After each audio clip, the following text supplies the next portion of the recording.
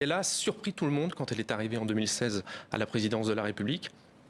Et elle a continué effectivement de surprendre son monde depuis 8 ans en fait, en essayant, en parvenant à faire de cette question taïwanaise une question internationale. C'est ça Alors qui justement, sa marque de fabrique, sa plus grande réussite, je dirais, c'est l'internationalisation de la République de Chine. Voilà, c'est ça, tout à fait. Elle a vraiment cherché à sortir du tête-à-tête un peu mortifère qu'il y avait entre Pékin et Taipei. Et elle a... Tsai Ing-wen, au pouvoir depuis 8 ans maintenant, une femme dont vous dressez l'incroyable ascension, d'une jeune fille rangée à la femme accro au travail, experte, technocrate, qui agit plus avec raison qu'avec passion, dites-vous.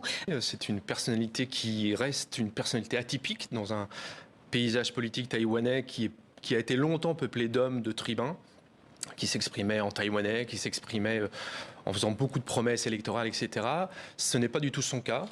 C'est un personnage qui reste avec un très profil bas, même dans son look, même dans sa manière d'aborder les questions. Vous l'avez dit, d'une manière complètement dépassionnée. Donc elle a surpris tout le monde quand elle est arrivée en 2016 à la présidence de la République.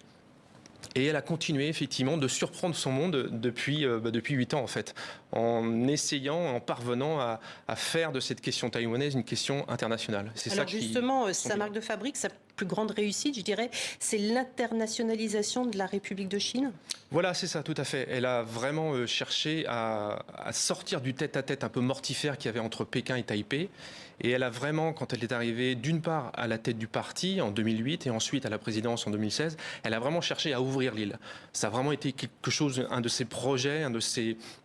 On peut dire même une vision politique, un programme politique d'ouvrir l'île, non pas pour chercher à tout prix effectivement à dérisquer notamment l'économie, éviter une trop grande dépendance vis-à-vis de la Chine d'une part, et aussi défendre l'idée que ce qui se jouait à Taïwan, c'est aussi une défense de la démocratie, et qu'on n'est pas uniquement dans une relation entre partenaire dans un monde chinois. Elle a cherché effectivement à aller bien au-delà de cette simple question, de cette simple relation entre les deux rives du détroit. Dans votre ouvrage, vous n'hésitez pas à parler même de révolution de Tsai, non seulement sur la forme, mais également justement sur le fond, sur la stratégie de son parti, le PDP, à l'égard de la Chine. Concrètement, ça se manifeste comment quand on voit toutes les tensions qui se sont encore exacerbées ces derniers mois? Alors c'est vrai qu'elle a cherché à positionner l'île, à renforcer ses relations avec les États-Unis. Et dans le même temps, plus elle renforçait les relations avec les États-Unis et plus effectivement les relations se sont dégradées avec la Chine. Il y a eu également deux électrochocs, on peut dire, pour Taïwan et non sans conséquence justement sur le positionnement de la Chine. Je dirais qu'il y a eu la guerre en Ukraine en février 2022. Est-ce que ça n'allait pas donner des idées à Xi Jinping pour envahir Taïwan à son tour? Il y a eu aussi la visite de Nancy Pelosi, l'ancienne présidente de la Chambre des représentants. Ça, c'était quelques mois plus tard, en août 2022. Expliquez-nous les conséquences que ça a eu justement sur Xi Jinping. Ça a été une année 2022 très compliquée pour Taïwan. Quand effectivement la guerre démarre en Ukraine, les autorités taïwanaises se disent, oh là là, il y a même, je le dis dans le livre, 3-4 jours de panique un peu au sein de l'administration pour se dire... Ça pourrait donner des idées à la Chine. Donc ça, c'est premier moment de tension. Second moment de tension, effectivement, c'est avec la venue de la présidente de la Chambre des représentants américaine, Nancy Pelosi, en août à Taipei. Et là aussi, c'est un nouveau moment de tension, puisque la Chine va déployer des efforts et des moyens militaires colossaux, avec des tirs de missiles, déploiement d'avions, déploiement de bateaux autour de l'île.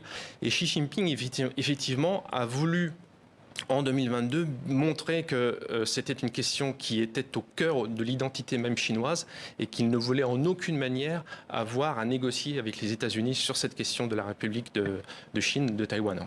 Un mot, Arnaud Vollerin, sur la prochaine présidentielle. Ça aura lieu le 13 janvier. C'est dans quelques semaines, même on peut dire. L'heure est donc au bilan pour Tsai Ing-wen, puisqu'elle ne pourra pas se représenter selon la constitution taïwanaise. Alors en lice, il y aura toujours le PDP, son parti, le KMT, mais aussi deux hommes. L'un, un baron de l'industrie, l'autre un populiste qui pourrait plaire aux jeunes. Ça pourrait faire de l'ombre au PDP. Est-ce que le KMT pourrait revenir? Quelle est votre vision de la suite politique? J'ai tendance à croire que la fin de la présidente Tsai est une parenthèse qui va se refermer. D'une part parce que c'est une femme, effectivement, qui va quitter la classe politique et la tête de ce pays. Il n'y a que des hommes qui sont candidats à la présidence de la République. Et donc on va avoir effectivement un scénario, j'allais dire, un peu plus classique. Même si néanmoins il y a 4 candidats, donc ça ouvre un petit peu le champ politique et ça renforce les incertitudes sur ce qui pourrait être élu, même si le candidat du PDP, qui est le vice-président, le bras droit de Tsai Ing-wen est plutôt favori, voilà, des sondages.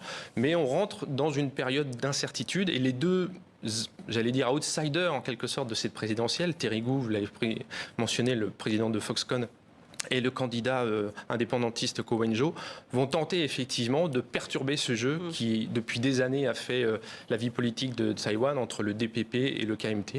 Et il y a effectivement une présidence qui va devenir très intéressante à suivre dans les mois qui viennent. On la suivra, c'est certain, avec 5 mondes. Merci beaucoup Arnaud Vollerin. Taïwan, la présidente et la guerre à lire, c'est très instructif et passionnant. Merci.